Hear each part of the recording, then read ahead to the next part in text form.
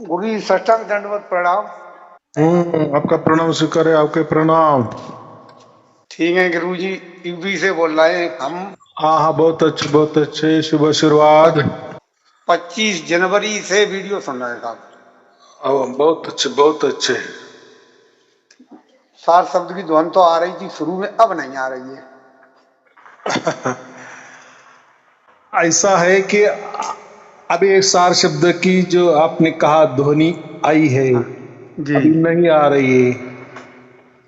तो सार शब्द क्या होता है ये आपको समझ में आया या नहीं? ये कुछ नहीं समझ में आया गुरु जी। हाँ, तो वो कोई ध्वनि नहीं होती, कोई धुन नहीं होती, वो एक अनुभव होता है जी हमारे आत्मा को, परमात्मा का अनुभव। और जी जी अनुभव परमात्मा जब देता है वो इसी रास्ते देता है। जी इसी को हम ईश्वर साक्षात्कार कहते हैं। जी जी साहब। तो हो सकता है किसी को 24 घंटा होता है, किसी को थोड़ा होता है, लेकिन इससे हमें इतनी ही सीख लेनी है कि जी ये होता है परमात्मा। अच्छा जी जी बराबर। जी हाँ, तो जैसे हम कहते ना आत्मा परमात्मा, वैसे आत्मा होता है ब्रह्म हाँ और परमात्मा होता है पर ब्रह्म। जी साहब। जिसको परम लग जाता है फिर उसके बाद कुछ कोई नहीं, या सर्वोच्च। जी देखो, गुरु जी। ब्रह्म के ऊपर तो पर ब्रह्म ही हो गया ना, उसको पर ब्रह्म कहते, परम इसका ही उसको ही पर कहते। तो परम ब्रह्म, अभी उस ब्रह्म के ऊपर कोई नहीं है, उसके सब नीचे है या उसके सब अंदर है, उसके सब पेट में है। इसलिए हम क्या कहते हैं, ब्रह्मांड है, ब्रह्म का अंडा। जी जी बराबर। गुरु हाँ, जैसी औरत पेट सी होती है तो उसके बीच में बालक होता है ना। जी हाँ, तो माँ समझो पर ब्रह्म, और बालक क्या है, ब्रह्म। ब्रह्म। उसको कोई आत्मा कहते, कोई जीवात्मा भी कहते हैं। तो ब्रह्म कब हो जाता है, वो जीवात्मा ही होता है। लेकिन जब उसको समझ में आता है कि मैं कोई शरीर नहीं हूं, जी मैं गुरु कोई जीव नहीं हूं। जीव किसको कहते हैं हम? जो शरीर और शरीर के अंदर वाली चेतना, इसको एक ही मानता है, उसको जीव कहते हैं।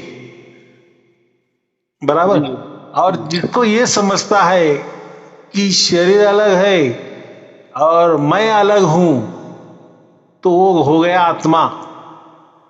जी बराबर। और उस जिसको वो समझ में आता है कि ये आत्माएं अनंत होती है, और ये आत्माएं होती है, वृक्ष में भी होती है, मछली में भी होती है, प्राणी मात्र में भी होती है, जीव जंतु कीड़े मकोड़े में सब में आत्मा होती है। बराबर।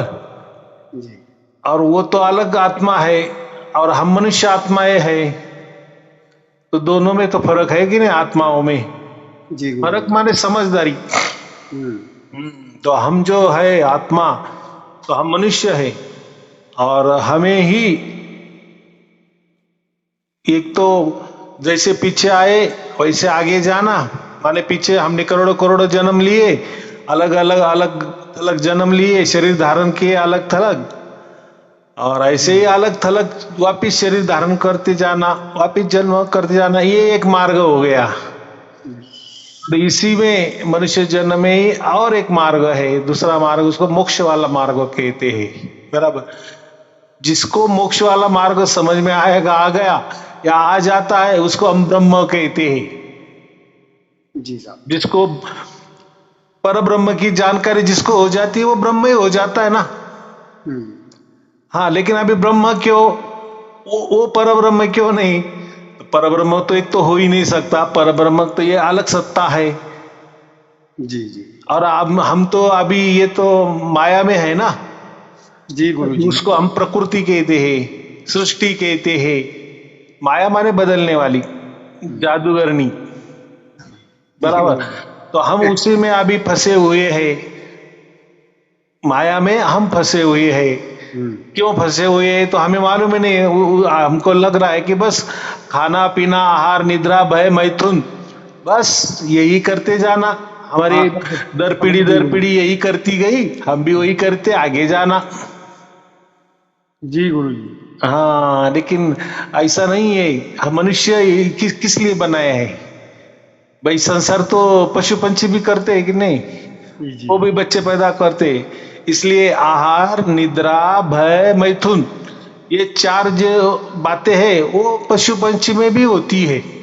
जी गुरु जी। हाँ लेकिन जो हमारी आत्मा होती है ना उसको थोड़ी बुद्धि होती है। तो ये जो बुद्धि है ना तो ये महत्वपूर्ण है। ये बुद्धि हमें यही सिखाती है कि नहीं हम ये प्राणी मात्रियों से अलग है। तो अलग है तो फिर हमें क्या क्यों अलग बनाया है? देखो मनुष्य को ही बोलना आता है, बोलता है। जी जी। सुनते तो सभी है, प्राणी मात्र भी सुनते, लेकिन उनको बोलना नहीं आता बराबर। जी या बोलते तो एक जैसे बोलते, वो कोई अलग थलग नहीं बोलते। ठीक है वो हमें उनकी भाषा नहीं समझ में आती, लेकिन एक थोड़ा सा समझ में आता है ना कि ये कॉमन ही बोलते, ज्यादा ऐसा हम जैसे कई क्यों कैसे भी बोल देते हैं ना। जी गुरु जी। हाँ लेकिन वो वैसे नहीं बोलते। और दूसरी बात, चलो हम बोल रहे हैं वो नहीं बोलते, लेकिन हम भी सुनते हैं वो सुनते हैं, लेकिन हम जो भी सुनते हैं तो उसका निराकरण करते हैं, उसका निर्णय लेते हैं कि क्या बोला जा रहा है, इससे क्या समझना है। सही। तो कुत्ता भी सुनता है, लेकिन हमने उसको कुछ बोला तो उसको समझ में आने वाला है? नहीं समझ में आ बराबर कि नहीं? तो और हमें कर्म करने के लिए हाथ दिए हैं, तो मनुष्य के सिवाय दूसरों किसी को हाथ दिए है क्या? किसी को नहीं। हाथ दिए ही नहीं, पैर ही दिए ऐसे समझो बराबर।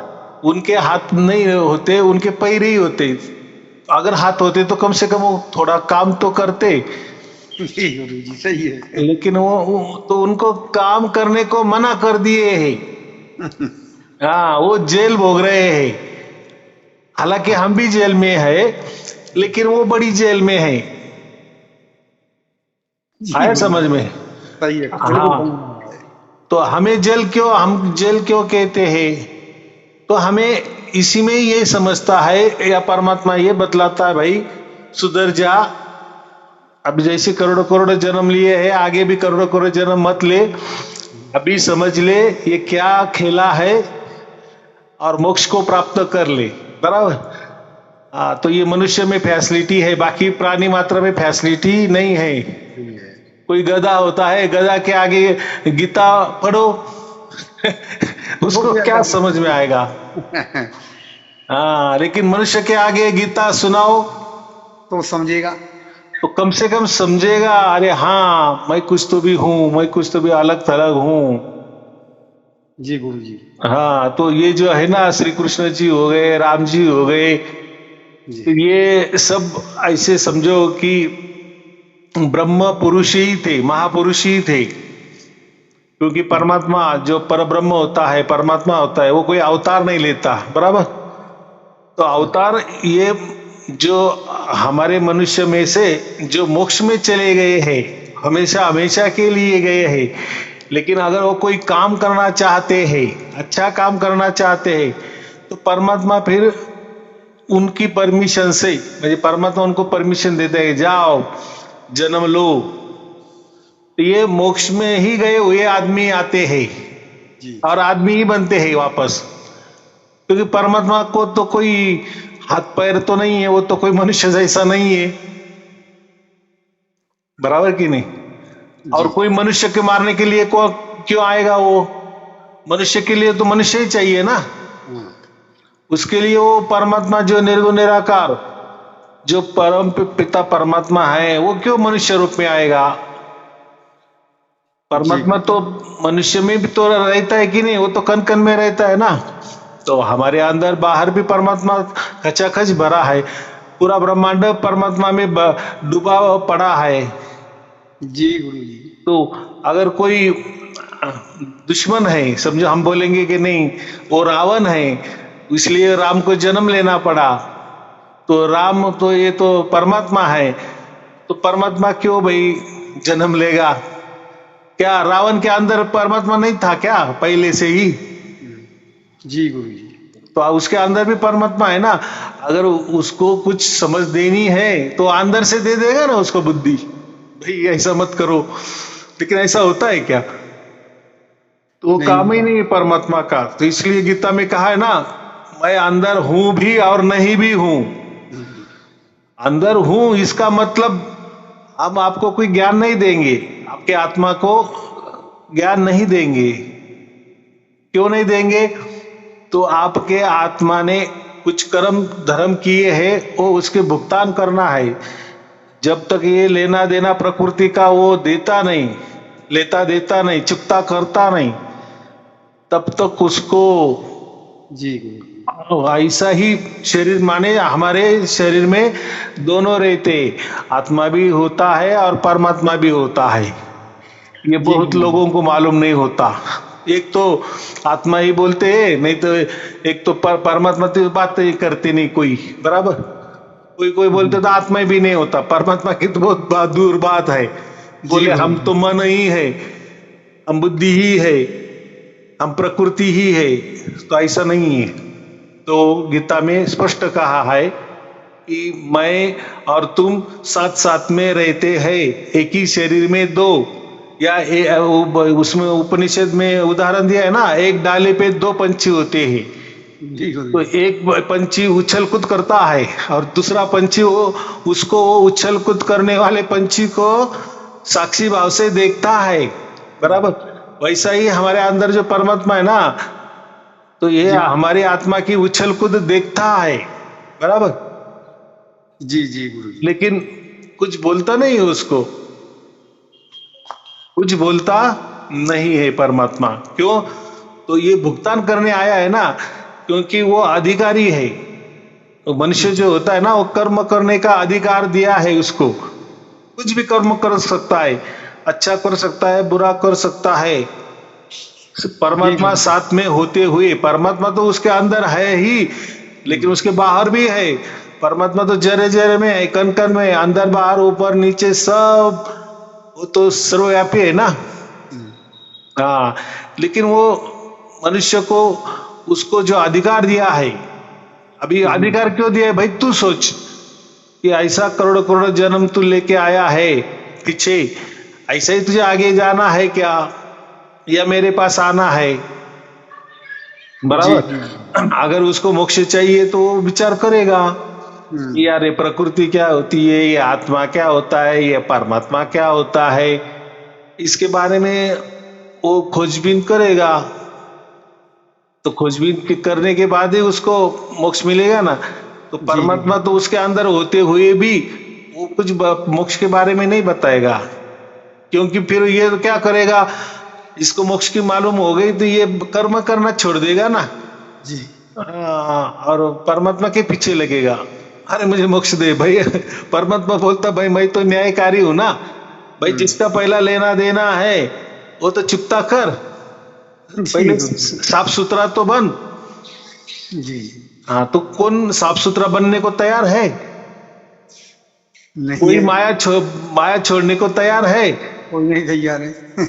हमने कहा चलो आपको अब मोक्ष दे देते, तू तेरे पति पत्नी को छोड़ दे, बच्चों को छोड़ दे, इस्टेट प्रॉपर्टी रुपया पैसा को सब कुछ छोड़ दे, मैं तुझे मोक्ष दे देता हूं। तैयार हो जाएगा? कोई नहीं तैयार हो। बताने वाले के ऊपर ही विश्वास नहीं रखेगा वो। हाँ। हाँ, तो इसलिए परमात्मा भी उसको कुछ बोलता नहीं है। भाई तेरी क्या समझ है? तुझे अगर परमात्मा ही समझता नहीं है, तू तुझे ही खुद समझता नहीं है, तू कौन है ये नहीं समझता है, तू कहां से आए ये तुझे पता नहीं, आगे क्या कहा जाने वाला यही तुझे पता नहीं है, तो मैं मेरे यहाँ लेके तुझे जाके क्या करूंगा? तू वही मुझे पूछेगा ना, अरे मुझे क्या लाया, कहाँ लाया, क्यों लाया, किस लिए लाया, बराबर कि नहीं? जी गुरु तो जी। मतलब क्या है, परमात्मा भी अगर उसके परम धाम में जिसको भी लेके जाना है तो उसको पहले साफ सुथरा, निर्मल, पवित्र, स्वच्छ बना के ही लेके जाएगा ना।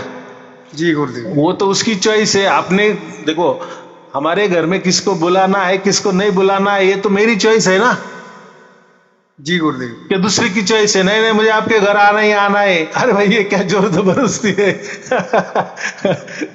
तो जी गुरुदेव। मेरा घर है, मुझे किसको बुलाना है किसको नहीं बुलाना है वो मेरे। तो इसीलिए परमात्मा जो है उसके परम धाम में लेके जाता है, माने मोक्ष जिसको देता है, तो मोक्ष का अधिकारी परमात्मा होता है। तो वो अपने वो देखो, उसके तो सब बच्चे ही है जी बराबर। गुरुदेव। लेकिन अगर कोई बच्चा माया को ही चाह रहा है, उसकी माया ही पसंद है, माया वाले बोले सब कुछ आ गया, माया बोले स्त्री भी आ गई, अगर वो जो स्त्री है उसको पुरुष, वो भी उसको माया बोलता है। माने उसको आकारों में ज्यादा रस है। जी गुरुदेव। जो आकार, वो आकारों में उलझना चाहता है, जी बगैर गुरुदेव। कुछ आंखों से नहीं दिखा तो उसको अच्छा नहीं लगता। जी गुरुदेव। हाँ, उसकी प्रॉपर्टी दिखनी चाहिए, हाँ ये मेरे ऊंचे ऊंचे घर है बराबर, ये मेरी जमीन है, सब आकारों में, सब आकारों में। जी गुरुदेव। तो ये आकार तो माया है ना, और वो जी तो गुरुदेव। छोड़ना नहीं चाहता। और परमात्मा तो निर्गुण है, वो तो निर्गुण निराकार है, वो तो आकारों वाली बात नहीं है। तो यहाँ जमती नहीं बात बराबर। इसलिए परमात्मा पूरी तरह से छानबीन लेता है, भाई तुझे आकारों में उलझा रहना है या मेरे पास आना है।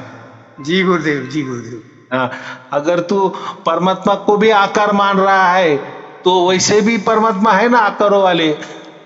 भगवान राम है, भगवान कृष्ण है, विष्णु है, शिवजी है, ये सब आकार वाले है। हाँ हाँ। और इनके इनके लोक भी, लोकांतर भी है, तो वो आकारों में है। मानने वाला भी आकारों वाला है, और वहां जहां भी उनके लोक है, शिव का शिव लोक है, विष्णु का वैकुंठ धाम है, श्री कृष्ण का गोलोक है, राम जी का साकेत लोक है। तो सबके धाम है कि नहीं, ब्रह्मा जी का ब्रह्मलोक है। जी गुरुदेव। हाँ, तो गीता में क्या कहा है, आप ब्रह्मलोक तक भी गए, माने शिवलोक भी गए, वैकुंठ लोक भी गए, गोलोक में भी गए, ब्रह्मलोक में भी गए, तो भी आपको मोक्ष मिलने वाला नहीं है, क्योंकि ये सब आकारों वाली दुनिया है। अगर तुम्हें आकारों पसंद है तो उसमें ही जाओ। जी अब गुरुदेव। तुम्हारा पुण्य खत्म हो जाएगा, वापिस आप मनुष्य बन जाएंगे या ये संसार में आ जाएंगे। आ जाएंगे। ऐसा कुछ नहीं कि मैं वैकुंठ में गया था और मैंने तो चार जो मोक्ष वाली मुक्ति होती है ना, चार मुक्ति बोलते हैं ना, सायुज्य, सारूप्य, सालोक्य, सामीप्य, ये जो चार मुक्ति होती है ना, जी तो ये लोकांतर में होती है बराबर। तो ये अगर हमने भोग लिए और हमारा पुण्य खत्म हो गए तो वापिस हमें जन्म मिल जाता है। ऐसा नहीं कि मनुष्य का ही मिलेगा। इसमें क्या कहा है, अगर तुझे मोक्ष चाहिए तो तुझे मनुष्य ही बनना पड़ता है, और मनुष्य में ही वो मार्ग निकलता है मोक्ष वाला। अन्य तू देवी बन गया, देवता बन गया, ऊंचा कुछ कोई भी महापुरुष भी बन गया, कोई भी संत ही बन गया, लेकिन आकारों वाला बन गया और आकारों में उलझना चाहता है, तो तू अगर कोई लोकांतर में भी गया तो तुझे वो मोक्ष मिलने वाला नहीं है। जी मोक्ष के लिए तुझे मनुष्य जन्म में मिलना है। और ऐसा भी नहीं है कि चलो हम तो गोलोक में जाके आएंगे, वहां जो मजा है मजा कर लेंगे, हमारा पुण्य खत्म हो जाएगा तो हम मनुष्य बन जाएंगे। ना ना ना, मनुष्य ही बनेंगे ऐसा नहीं है, हो सकते है कोई कुत्ता बिल्ली भी बनेंगे। आप लोकांतर में भी, ब्रह्मलोक में भी आपने भोग करके आए, ब्रह्मलोक का भी भोग करके आए, लेकिन हो सकता है आप मनुष्य ही बनेंगे ऐसा नहीं है। वापिस आप 84 लाख योनि में जाएंगे, वो चक्कर पूरा करके आएंगे और फिर मनुष्य बनेंगे। फिर वापिस आपको करना है कि वापिस देवी देवता बनना है, कि लोकांतर में जाना है, या निर्गुण निराकार जो परमात्मा है उसके धाम में, परम धाम में जाना, उसको परम धाम बोलते हैं बराबर। हाँ, तो ये थोड़ा समझना पड़ता है। लोगों को धाम ही मालूम नहीं, लोग बोलते कि ये गोलोक धाम है ना, ये वैकुंठ धाम है ना, अरे भाई वो धाम है, परम धाम नहीं है। हाँ, श्री कृष्ण जी परम धाम की बात कर रहे हैं, बराबर। तो ये शब्द खेला होता है, वो समझना हमें चाहिए। कोई बोलते हैं कि हम ब्रह्मास्मि करते हैं तो हमें फिर क्या मिलेगा, मोक्ष मिलेगा क्या? अहम ब्रह्मास्मि का मतलब क्या है? मैं ब्रह्म हूं। हाँ भाई, तू तो अभी तुझे तो समझ में आ गया कि नहीं कि तू आत्मा है, जी और तेरे जैसे बहुत सारी आत्माएं हैं, और खासकर तू मनुष्य आत्मा को समझ लिया है कि मैं शरीर नहीं हूं, मैं आत्मा हूं, तो तू ब्रह्म ही हो गया। तो फिर अगर तू अहम ब्रह्मास्मि करते रहेगा तो तू ब्रह्म लोक तुझे मिल जाएगा ना। जी जी गुरुदेव। ब्रह्मा जी का जो ब्रह्म लोक है, लेकिन वो कोई मुक्ति नहीं है, मोक्ष नहीं है, बराबर। हाँ, तो कोई बोलते हैं सतलोक, सतलोक भी मोक्ष वाला स्थान नहीं है। जो अगर हम बोले तो सत्यलोक बोले तो चलेगा। देखो, लोक माने एक स्थान, लोक माने स्थान, रहने का स्थान, बराबर। जी जी।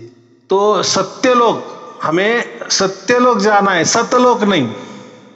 सत का अर्थ सनातन भी होता है, बराबर। सत का अर्थ अहम भी होता है, मैं भी होता है, लेकिन सत्यलोक में हमें जाना है। तो सत्यलोक का मतलब होता है मोक्ष में जाना है। वहां जाकर हम कभी वापस नहीं आते, ऐसा कहते हैं ये। और ये जो लोकांतर है, वैकुंठ है, गोलोक है, ब्रह्मलोक है, सतलोक है, इसमें हम वापिस आ सकते हैं, हमेशा के लिए नहीं जाते। लेकिन जो परम धाम है, जो मोक्ष वाला जो ठिकाना है, जो परमात्मा का, परब्रह्म का जो ठिकाना है, वहां से एक बार गए तो हम वापिस नहीं आएंगे। हाँ, फिर ये जो कृष्ण है, राम है, ये आते हैं तो हम भी आ सकते हैं, हमारा दर्जा अलग होगा, हम भी महापुरुष ही बनेंगे। लेकिन मोक्ष का मतलब ये नहीं कि हम परमात्मा बन जाते हैं, बराबर। देखो, बाप रहता है ना, बेटा बेटा ही रहेगा ना। बिल्कुल जी गुरुदेव। दोनों में अंतर रहेगा, मरते दम तक अंतर ही रहेगा ना। अंतर रहेगा हमेशा। तो हम कैसे क्या बाप बन जाएंगे, परमात्मा बन जाएंगे? मोक्ष में लोग बोलते हैं मोक्ष में गए तो हम परमात्मा बन जाएंगे, नहीं। परमात्मा के साथ में रहते हैं, उसको मोक्ष वाला ठिकाना कहते। परमात्मा के साथ में रहते माने जैसे हम हमारे बाप के साथ में रहते जी भाई, हम भी आकार धारण किए बच्चे हैं, और हमारा बाप भी आकार वाला है ना। लेकिन वहां जो बाप है हमारा, वो कोई हमारे जैसा आकार वाला नहीं है ना। जी गुरुदेव। हाँ, ये थोड़ा फर्क समझना चाहिए। वो तो निर्गुण निराकार है, हम परमात्मा के साथ में रहते तो वो कोई ऐसा मनुष्य जैसा, और हम उसके बाजू में बैठे हैं या उसके बगल में बैठे हैं या उसके गोद में बैठे हैं, ऐसा उसका अर्थ नहीं होता। गोद में बैठे माने उसके साथ में रहते तो उसके मतलब ऐसा भी नहीं कि जैसे हम हमारे मित्र के साथ रहते, हम हमारे पत्नी के साथ रहते, हम हमारे बच्चे के साथ रहते, तो वो अर्थ उसका उसमें नहीं लेना, बराबर। जी गुरुदेव। जैसे अभी हम हवा में रह रहे, आजू बाजू हमारी हवा है ना, हम हवा खींचते हैं, तो हवा एक अलग ही बात है ना, और हम अलग है ना, बराबर। हम तो हवा नहीं बन सकते, लेकिन उस हवा पे हम श्वास ले रहे, हम जिंदा है। वैसा परमात्मा ऐसा समझो कि वहां एक वातावरण है, बराबर। बस आनंद का वातावरण है, फिर उसमें हम आनंद ही उपभोगते हैं, बराबर। तो वहां कोई मनुष्य जैसा कोई परमात्मा नहीं होता, तो वहां का जो वातावरण होता है, बस वही आनंद होता है। वो आनंद के खोज में हमें जाना है, बराबर। जो हम सतचित आनंद जो कहते हैं ना, तो हम तो सत है। सत माने खुद की पहचान, मैं हूं, इसको सत कहते हैं ना हम।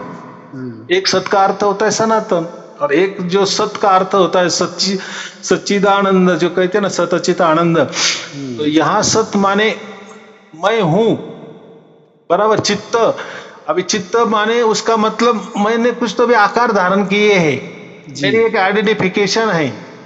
जी गुरुदेव। जैसा कोई हाथी है, वो भी सत है और चिद भी है, लेकिन तो सत माने वो तो जिंदा है ना, खुद को जिंदा रखना चाहता है ना। हम आदमी है, जीव जंतु है, हर कोई जिंदा रहना चाहता है ना।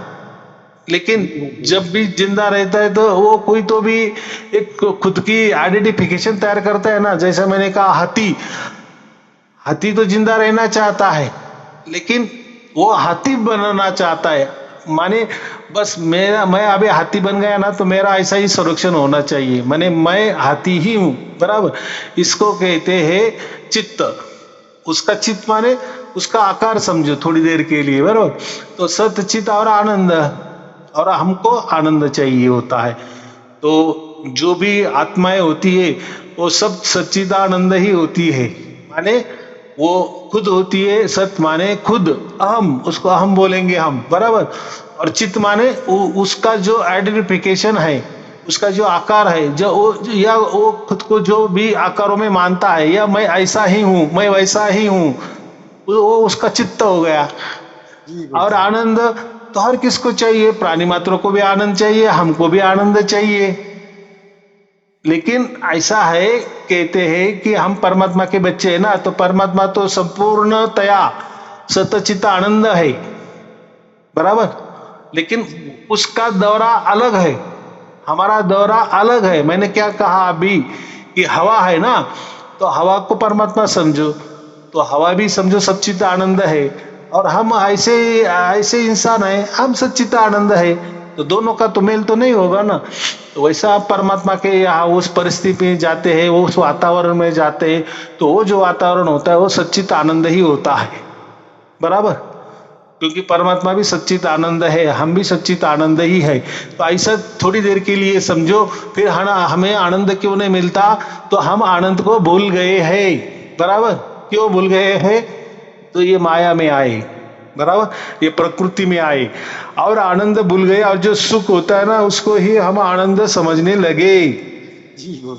हाँ, लेकिन जब कोई गुरु मिलता है ना, वो बोलता है भाई तू सतचित्त, ये यहाँ तक तो ठीक है, लेकिन तू खुद को जो सतचित्त आनंद कह रहा है ना, तो जो आनंद तू समझ रहा है, वो तो जो सुख है ना, उसको तू आनंद समझ रहा है। भाई तुझे आनंद अगर मिलना है, ये प्रकृति में आनंद तुझे मिलेगा नहीं।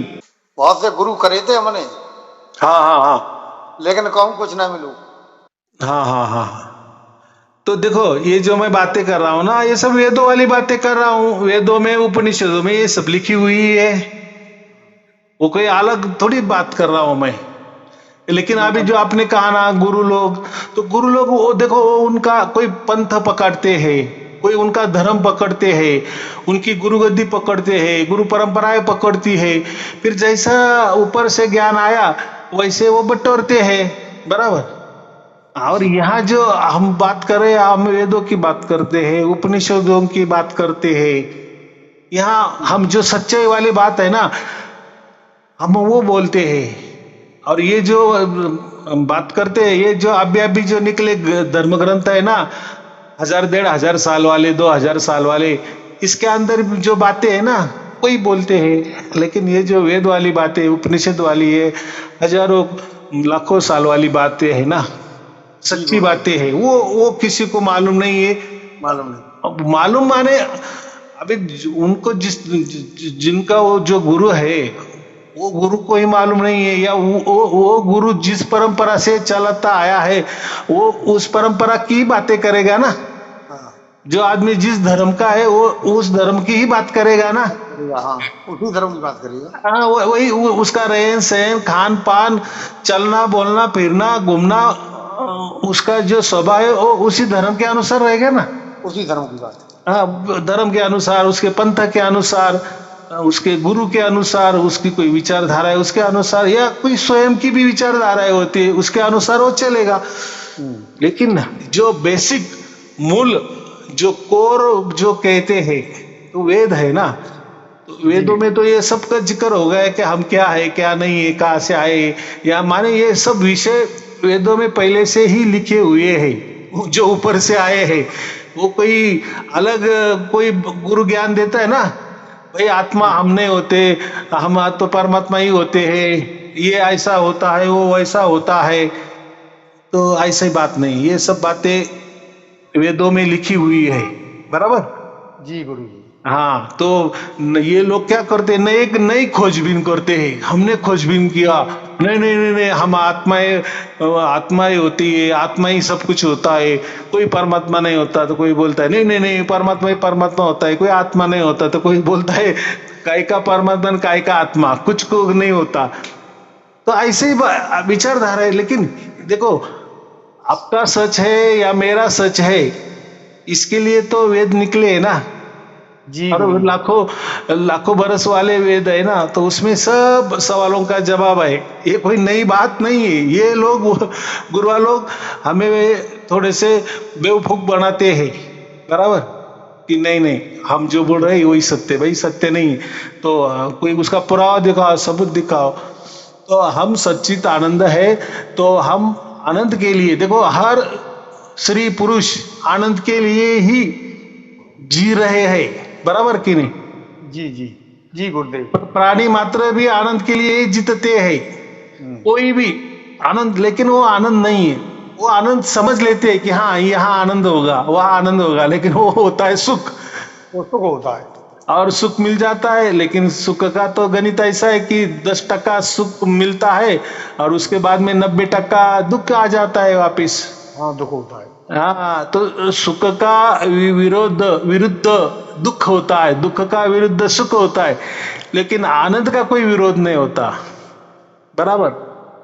हाँ, आनंद के अपोजिट ऐसा कुछ बात नहीं होती। लेकिन ये जो आनंद है परमात्मा के यही मिलता है। तो परमात्मा परिपूर्ण रूप से सच्चित आनंद है। अगर हम भी सच्चित आनंद होते, परिपूर्ण होते, तो परमात्मा की क्या बात करना फिर हमें भी।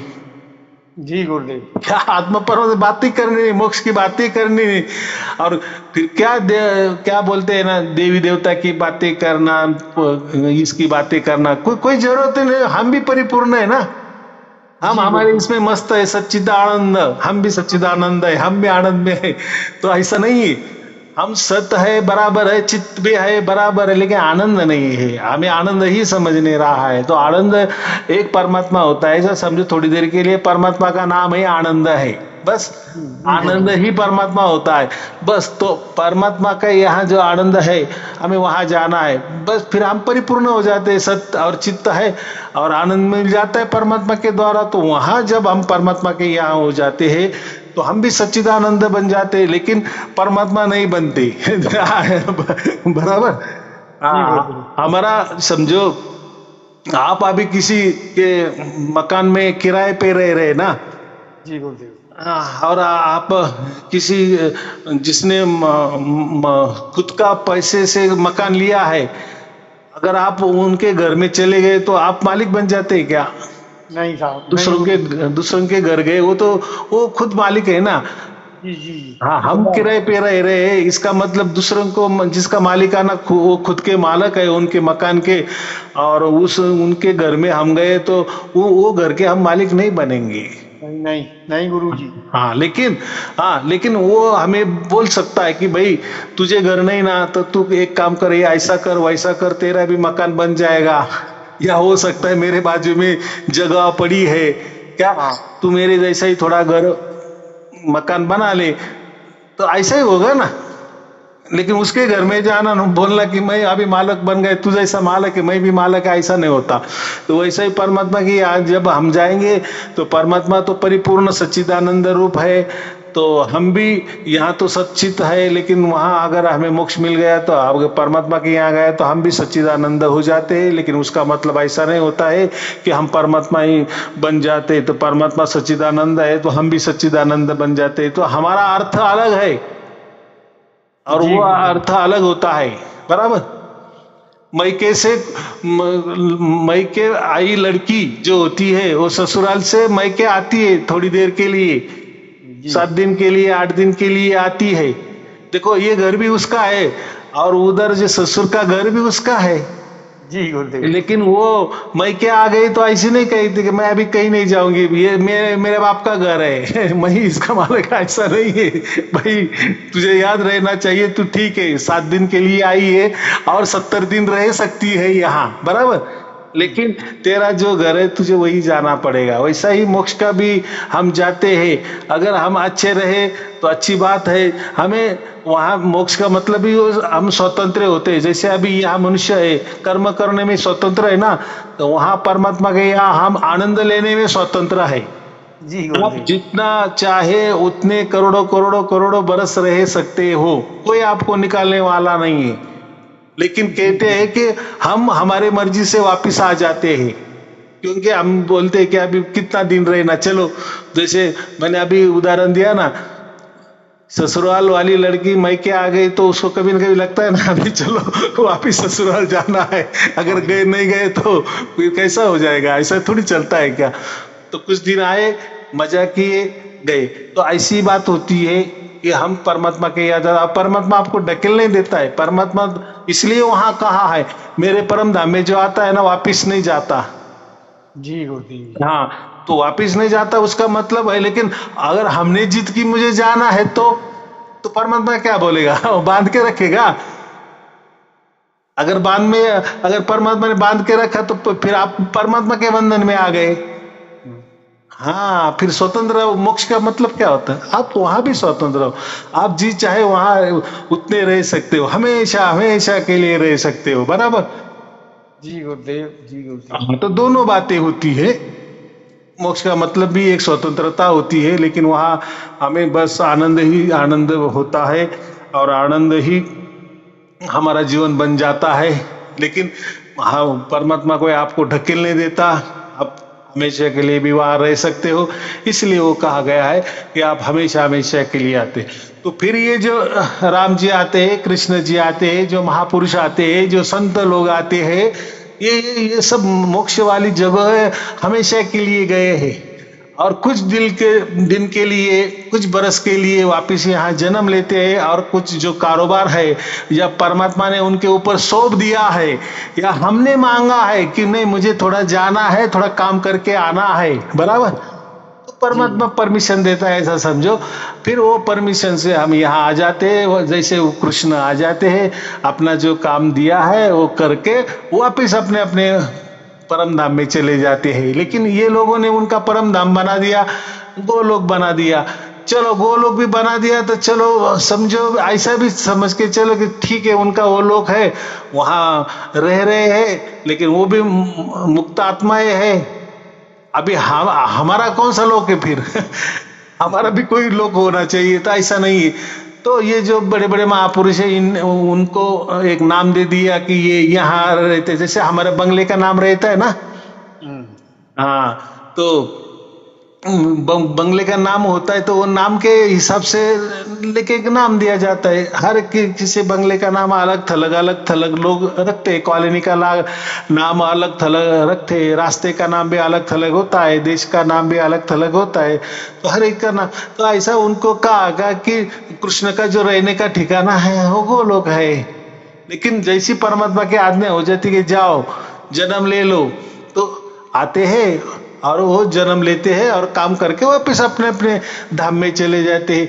तो ऐसे ही जो साधु संत जो होते हैं, तो अभी कृष्ण का तो हमें मालूम है कि उनका गोलोक है, इनका ये लोक है, उनका ये लोक है, तो हमारा कोई लोक होगा, यानी कोई तो भी जगह होगी, कोई तो भी मकान होगा, उसका कुछ तो भी नाम होगा जो हमें मालूम नहीं है, बराबर। इसलिए हम क्या कहते हैं उसको, सत्य लोक कहते हैं, सतलोक नहीं। सतलोक ये कहते हैं डुप्लीकेट नाम है यहाँ वहाँ का, तो सतलोक कोई नाम नहीं होता, सत्यलोक ही नाम होता है। तो सत्यलोक माने ही परमात्मा का ठिकाना, वहां हम जाते हैं, वहां होगा हमारा कुछ तो भी धाम होगा, हमारा भी कुछ नाम वाला धाम होगा या नहीं होगा, होगा नहीं होगा उससे क्या है तो कहने का मतलब है कि मोक्ष किसको मिलता है कि जो मोक्ष में से ही चले आए हैं, वो यहाँ आते हैं और अपना काम कर जाते हैं। फिर वो अच्छा काम करते हैं, इसलिए हम उसको महापुरुष कहते हैं, संत कहते हैं, या कोई उसको हम भगवान भी कहते हैं।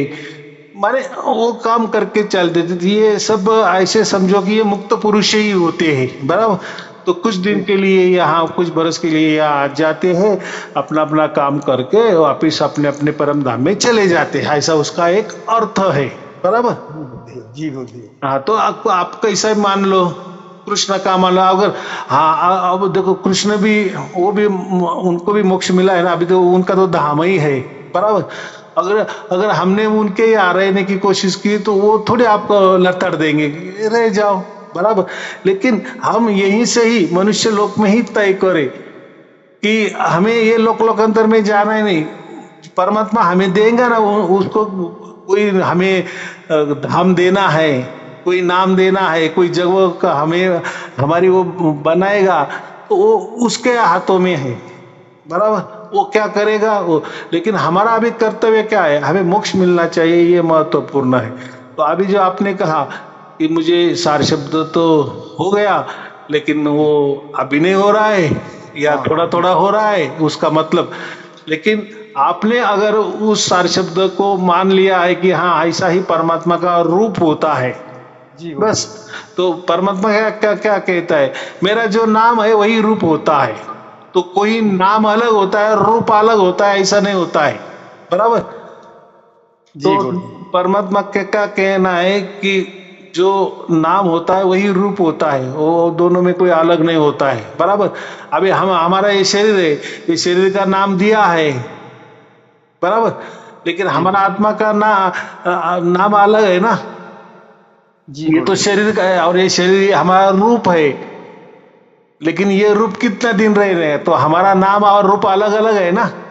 जी जी लेकिन परमात्मा का जो परमात्मा क्या कहता है, मेरा नाम और मेरा रूप एक ही है, आए समझ में, दोनों में हमारे फर्क है। हमारा नाम भी अलग होता है और रूप भी अलग हो जाता है, परमात्मा का ही कही। लेकिन परमात्मा क्या कहता है, तुम्हारे जैसा मैं अलग थलग नहीं हूं, मैं एक ही हूं, मेरा नाम वही रूप है। तो लोग क्या कहते हैं, हाँ कृष्ण, फिर कृष्ण का रूप निकालते हैं राम, राम का नाम भी लेते हैं, राम का चित्र भी निकालते हैं, कोई आकार निकालते हैं, मूर्ति तैयार करते हैं, तो वो गलत है बराबर।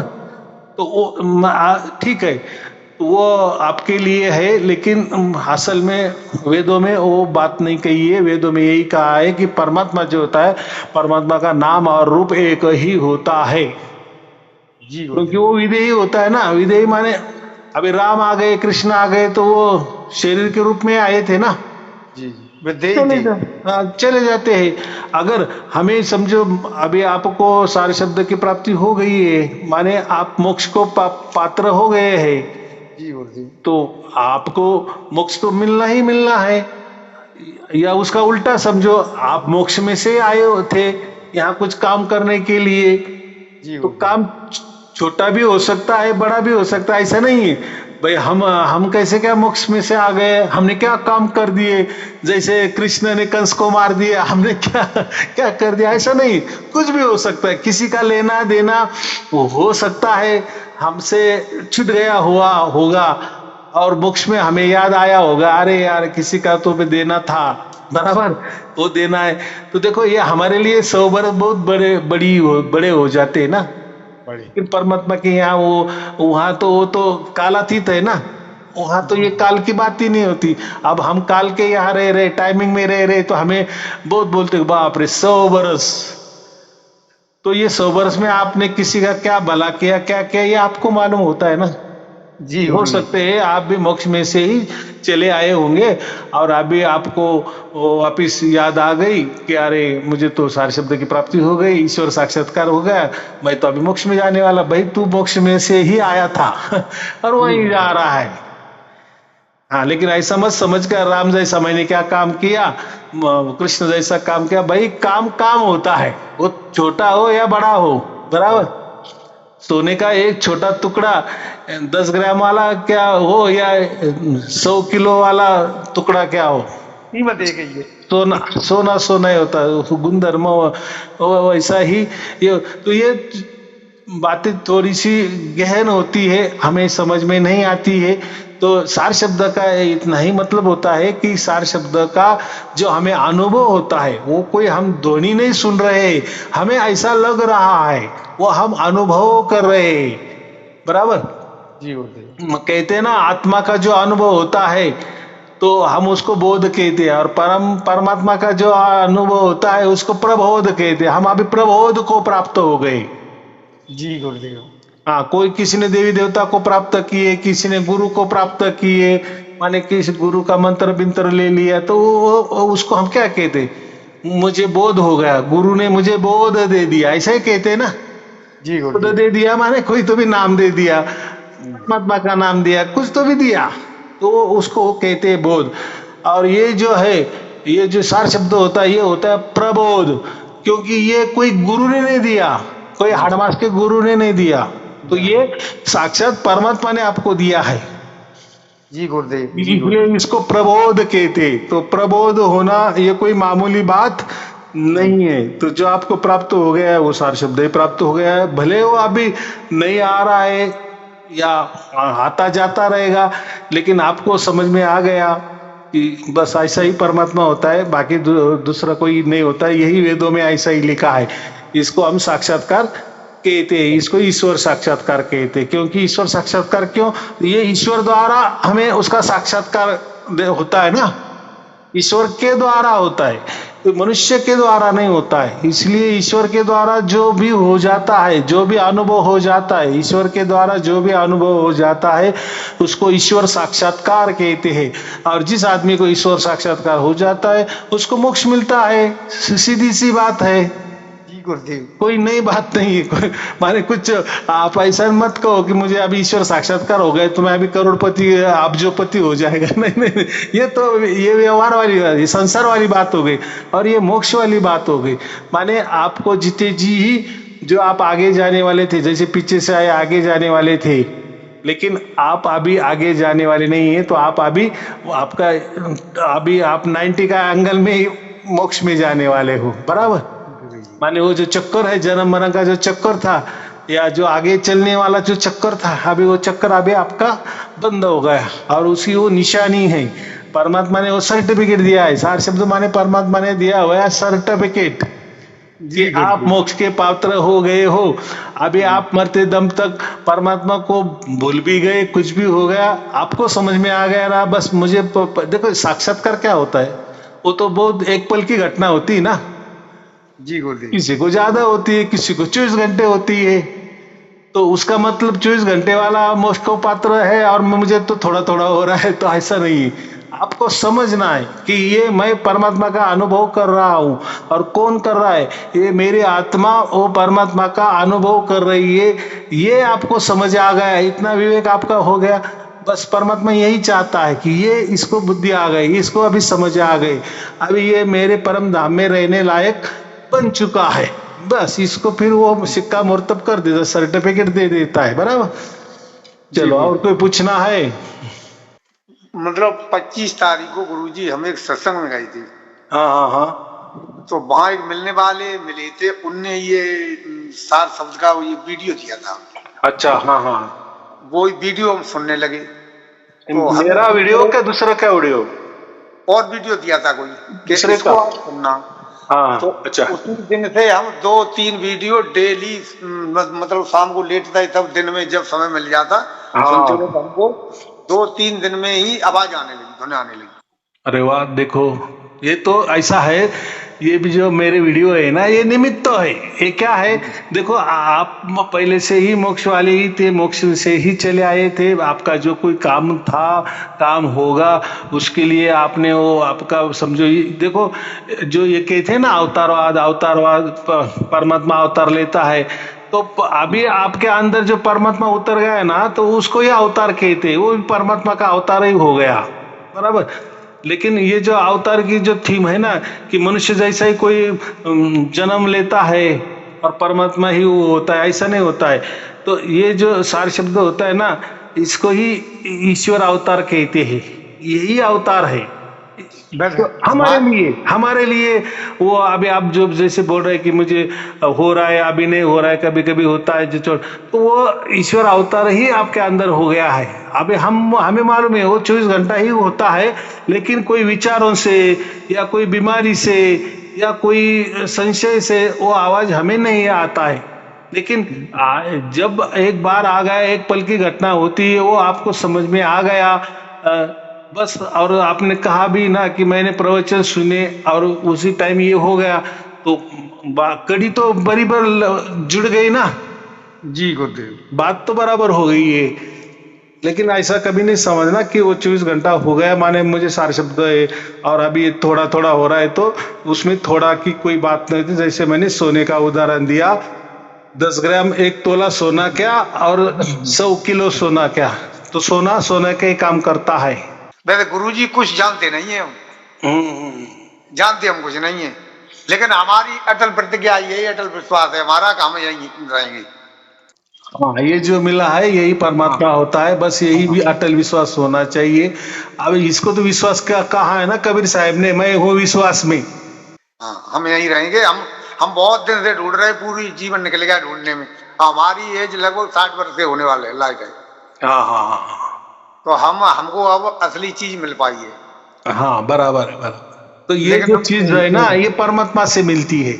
जी जी गुरुदेव। और लोग क्या कहते हैं कि कोई गुरु कर ले, हर मास का गुरु कर लेगा, वो हमें कोई कृपा करेगा। कोई किसी के ऊपर कृपा नहीं कर सकता, जी बराबर। गुरुदेव। आप अलग हो, हम अलग हो, आपका कर्म धर्म जन्म मरण सब कुछ सबका अलग थलग अलग थलग अलग थलग होता है, कोई वैसे किसी सब कृपा में नहीं आता। हाँ बोलो। कुछ ठीक है गुरुदेव, थोड़े शरीर से कमजोर है गए, पैर में थोड़े दर्द हो रहे थे। हाँ, अभी वो तो है ही। हाँ वो आपको इतनी बड़ी बख्शिश परमात्मा से मिल गई है, तो अभी ये छोटी मोटी है तो देखो, जब तक हमारी जान है तब तक ये चलता ही रहने वाला है। ये जो दुख है ना, ये दुख सुख शरीर का हो दुख, मन का दुख हो, या कुटुंब वाला दुख हो, या कोई सर्विस वाला व्यापार वाला, ये तो मरते दम तक चलने वाला ही है। लेकिन हमें इसमें ये आनंद मानना है कि ये जीते जी हमें परमात्मा मिल गया है, तो हम हंसते हंसते फिर ये हमारा जीवन कट जाएगा। ना, ठीक है गुरु जी, और सब कुछ बढ़िया है। हाँ, और आगे वाली जो दुनिया है, फिर आगे वाला ही परमात्मा करने वाला है। वो भी चिंता नहीं करनी कि मरने के पहले मुझे ये परमात्मा याद आएगा क्या, सार शब्द याद, वो अभी वो नहीं। वो तो जिस टाइम आपको जो ईश्वर साक्षात्कार होगा, उस टाइम परमात्मा ने आपको बांध लिया है, पक्का बांध लिया है। अभी और उसने बांधा है, आपने नहीं।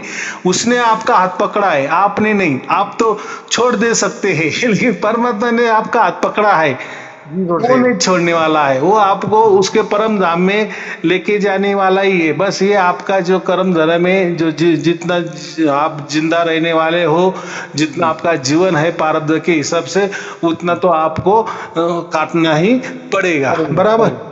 इसलिए तो परमात्मा ने जिंदा जीते जी हमें मुक्ति दे। इसको कहते हैं ना, जीते जी माने समझ में आ गया कि हम मोक्ष को पात्र हो गए। लोग बोलते हैं ना कि मरने के बाद वो मोक्ष मिलता है, और मरने के बाद हम गुरु लोग आएंगे, आपको लेने आएंगे, या आपका बंदोबस्त करेंगे, या आपकी वकीली करेंगे। ये सब झूठ है भाई। जीते जी समझना चाहिए कि मैं मोक्ष में गया या नहीं गया। बिल्कुल और ये वेदों में लिखा है ना, इसकी परीक्षा भी लिखी है, उसको हम ताला कहते हैं।